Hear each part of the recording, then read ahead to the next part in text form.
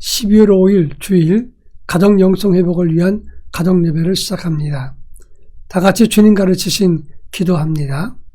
하늘에 계신 우리 아버지, 아버지의 이름을 거룩하게 하시며 아버지의 나라가 오게 하시며 아버지의 뜻이 하늘에서와 같이 땅에서도 이루어지게 하소서. 오늘 우리에게 일용할 양식을 주시고 우리가 우리에게 잘못한 사람을 용서하여 준 것 같이 우리 죄를 용서하여 주시고 우리를 시험에 빠지지 않게 하시고 악에서 구하소서. 나라와 권능과 영광이 영원히 아버지의 것입니다. 아멘. 찬송가 525장 돌아와 돌아와. 찬송가 525장을 부릅니다.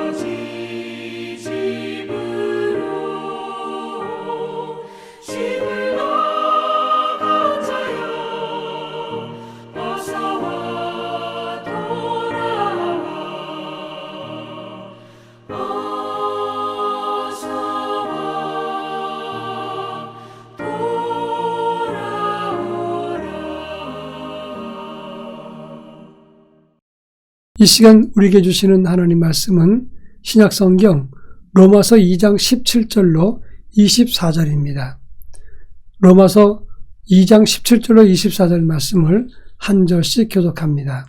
제가 전체를 읽겠습니다. 유대인이라 불리는 내가 율법을 의지하며 하나님을 자랑하며 율법의 교훈을 받아 하나님의 뜻을 알고 지극히 선한 것을 분간하며 맹인의 길을 인도하는 자여 어둠 있는 자의 빛이요 율법에 있는 지식과 진리의 모본을 가진 자로서 어리석은 자의 교사여 어린아이의 선생이라고 스스로 믿으니 그러면 다른 사람을 가르치는 내가 내 자신을 가르치지 아니하느냐? 도둑질하지 말라 선포하는 내가 도둑질하느냐? 간음하지 말라 말하는 내가 간음하느냐? 우상을 가증히 여기는 내가 신전 물건을 도둑질하느냐? 율법을 자랑하는 내가 율법을 범함으로 하나님을 욕되게 하느냐? 기록된 바와 같이 하나님의 이름이 너희 때문에 이방인 중에서 모독을 받는도다. 아멘. 오늘은 대림절 두 번째 주간입니다. 대림절이란 예수님 탄생하시기 4주 전부터 주님 오심을 기다리면서 우리 영성을 살피고 동시에 예수님이 이 땅에 오신 목적을 다시 한번 생각하고 다짐하는 절기가 대림절입니다. 이 대림절 4주간은 한 주간씩 의미를 가진 촛불을 켜게 되어 있습니다. 대림절 두 번째 주의 촛불의 주제는 참회와 회개의 촛불입니다. 참회와 회개의 촛불을 켜는 이유는 예수님께서 죄인된 우리를 위해서 자기를 비우시고 이 땅에 오셔서 십자가를 지시고 죽으셨기 때문에 우리의 죄를 참회하고 돌이켜보라, 그런 의미가 있는 것입니다. 따라서 우리는 이번 한 주간 동안 가정예배의 주제를 자기 믿음과 허물과 그리고 죄를 회개하는 한 주간으로 정하고 그런 말씀을 함께 살펴볼까 합니다. 오늘 우리가 읽은 본문의 말씀은 사도 바울이 유대인의 죄를 지적하는 장면입니다. 유대인들은 스스로 의인이라고 선민이라고 하면서 율법은 지키지도 않고 선민다운 그런 믿음을 가지지도 못했습니다. 오히려 교만과 우쭐함 그리고 참 믿음으로도 나아가지 않았다고 하는 것입니다. 그 유대인이 가졌던 죄가 무엇이며 혹시 우리는 같은 죄를 가지고 있지는 않는가, 이 말씀을 통해서 살펴볼까 합니다. 먼저 17절에 보면 유대인이라 불리는 네가 율법을 의지하여 그리고 하나님을 자랑하며 라고 말씀하고 있습니다. 그들이 율법을 의지했다는 말은 율법이 있다가 위안을 삼았다, 그런 말입니다. 하나님을 자랑하며 그랬는데 이것은 하나님을 자기들의 자랑거리로 삼았다는 것을 말합니다. 이렇게 율법을 의지하고 하나님을 자랑했던 유대인들은 자기 스스로 말하기를 오늘 19절과 20절에서 이렇게 말합니다. 우리는 맹인의 길을 인도한다. 그리고 어둠이 있는 자의 빛이 된다. 어리석은 자의 교사가 되고 어린아이의 선생이라, 이렇게 스스로 자랑했다고 바울은 지적합니다. 그러면서 바울은 말하기를 21절에서 다른 사람들을 가르치는 내가 어찌 너 스스로는 가르치지 않느냐, 이렇게 책망을 했습니다. 자기들은 스스로 믿음이 있다, 율법을 가졌다, 하나님을 안다, 우리는 남을 가르친다, 이렇게 말하면서 정작 자기 자신들은 배우지도 않고 실천하지도 않고 우쭐하고 교만한 마음을 가지고 있었다고 하는 겁니다. 한마디로 아무것도 없으면서 그들은 뭐가 있는 것처럼 교만된 마음을 가졌던 것입니다. 아주 오래전 이야기입니다만은 제가 고등학교를 졸업하고 그리고 직장 생활을 할 때였습니다. 근데 갑자기 파출소에서 저 회사로 전화가 왔습니다. 누구누구를 아시느냐? 예, 그 친구를 압니다. 그 친구는 초등학교 때 동창이었던 사람인데 잘 친하지도 않았습니다. 상당히 오랜 시간이 지났는데 10여 년이 지난 다음에 어떻게 연락이 오는데 파출소에서 연락이 왔을까 궁금했습니다. 파출소에서 얘기는 그 사람이 술 먹고 난동을 쳤는데 이제 이 사람 좀 데려갔으면 좋겠는데 이 사람 집 연락도 없고 아무것도 없다는 겁니다. 그런데 수첩에 제 이름과 전화번호가 적혀 있어서 그래서 연락했다는 겁니다. 제가 급히 찾아갔습니다. 그랬더니 이 친구가 술 먹고 인사불성이 돼서 내가 누군지 알아?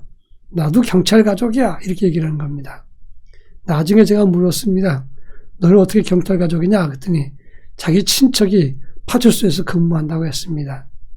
간신히 사정사정해서 달래서 파출소에서 데리고 나와서 그 친구 집에 데려다 줬습니다. 그리고 제가 이렇게 말했습니다. 왜 그러고 사니? 여러분, 하나님 우리 보고 속빈 강정 같은 우리를 보고 왜 그러고 사니? 이렇게 말하지 않을까 하는 생각이 들었습니다. 그런가 하면 21절부터 23절에서 보면 도둑질 하지 말라 그래 놓고 너희가 도둑질하고, 간음하지 말라 그러고 간음하고, 우상을 가지기 여기면서 성전 물건을 도둑질하고, 율법을 자랑하면서 율법을 범해서 하나님을 욕되게 하는구나, 이렇게 바울은 말했습니다. 이게 무슨 말입니까? 그들은 하나님 앞에 선민이라고 하면서 삶의 내용은 이방인처럼 위선과 육신의 소욕을 따랐다고 하는 겁니다. 그래서 하나님이 말씀하시기를 너희는 하나님을 욕되게 하는 자다, 이렇게 말하고 있는 것입니다.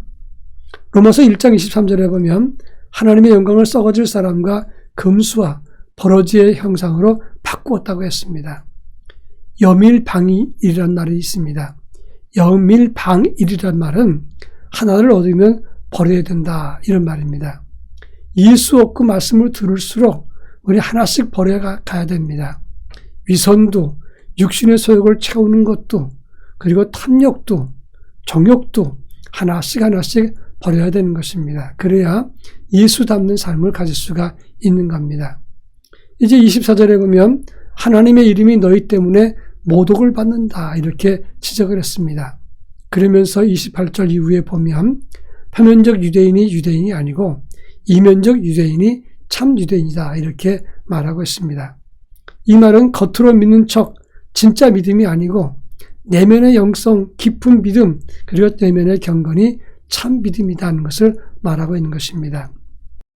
세상에서 유능하고 돈도 많이 벌고 교회 일을 잘하고 칭찬 듣고 직분도 있고 그리고 명예도 있고 이런 이름이 하나님이 기뻐하는 이름이 아니라 내면적 유대인, 진짜 하나님이 인정하는 참 믿음이 진짜 믿음이라고 말할 수가 있습니다.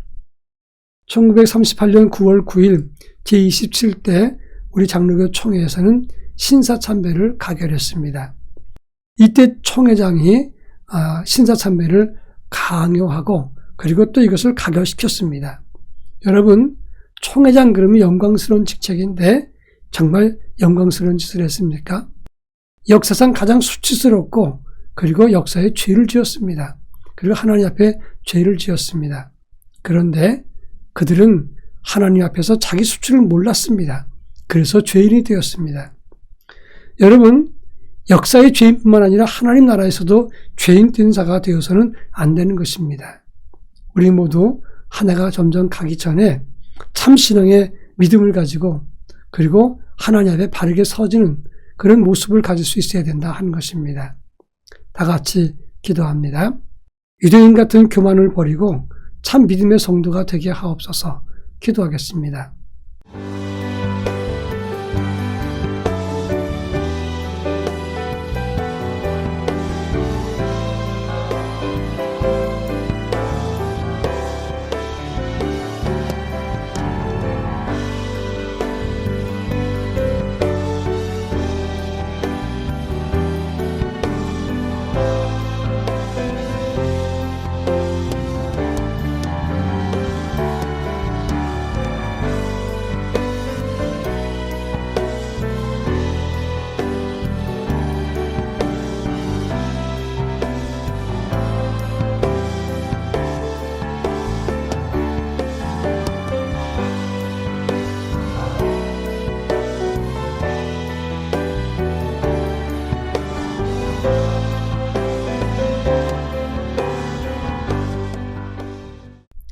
사랑 많으신 하나님 아버지, 유대인이 가졌던 교만과 우쭐함, 그리고 또 참 영적인 믿음의 내용이 없었던 그런 어리석은 모습을 벗어버리고 참된 경건과 믿음으로 하나님을 기쁘시게 하는 삶을 가지게 하옵소서.